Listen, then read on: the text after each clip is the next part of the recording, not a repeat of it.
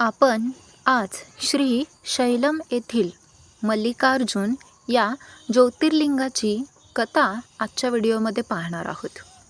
मी आणि माझे स्वामी या चॅनलमध्ये तुम्हा सर्वांचं स्वागत आहे. शिवपार्वती यांचे 2 पुत्र म्हणजेच कार्तिकेय आणि विनायक म्हणजेच गणेश. त्या दोघांमध्ये प्रथम विवाह कोणाचा होईल अशी चर्चा चालू होती. तेव्हा शिवपार्वतीने असे सांगितले की जो पृथ्वी प्रदक्षिणा करून प्रथम येईल त्याचा विवाह प्रथम होईल.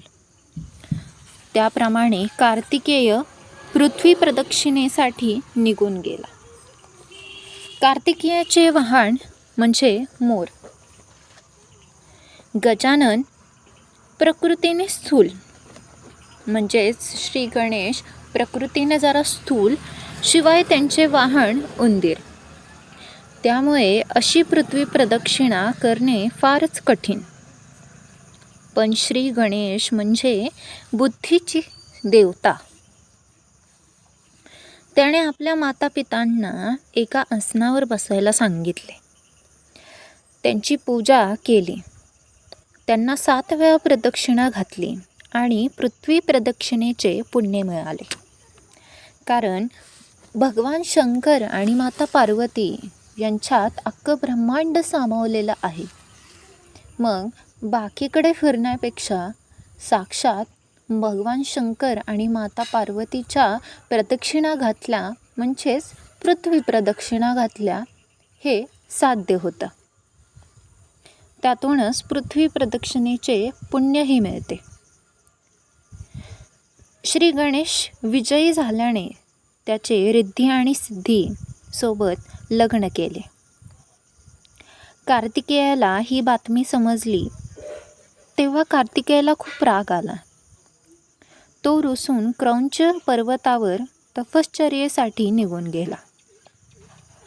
त्याचा रुसवा काढण्यासाठी शिवपार्वती यांनी नारदाला तिकडे पाठवले.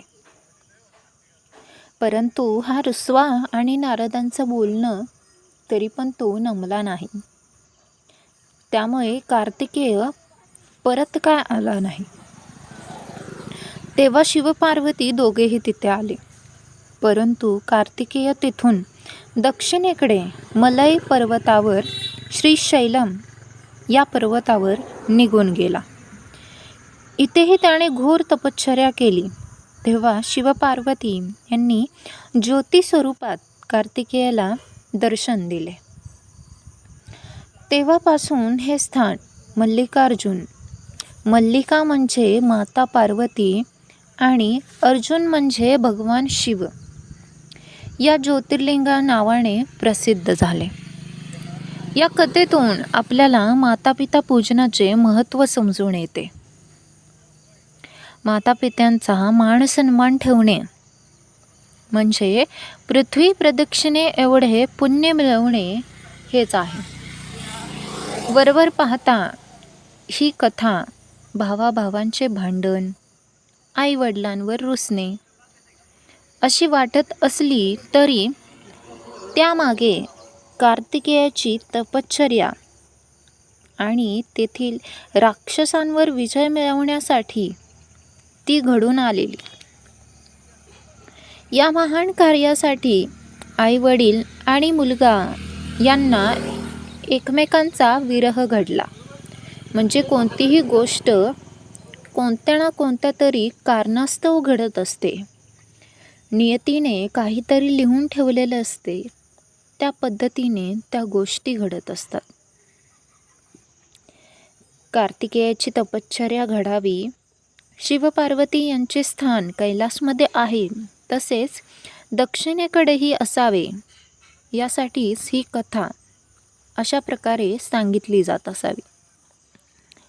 श्री शैलम येथील मल्लिकार्जुन या ज्योतिर्लिंगाला दक्षिणेकडील कैलास असेही म्हटले जाते.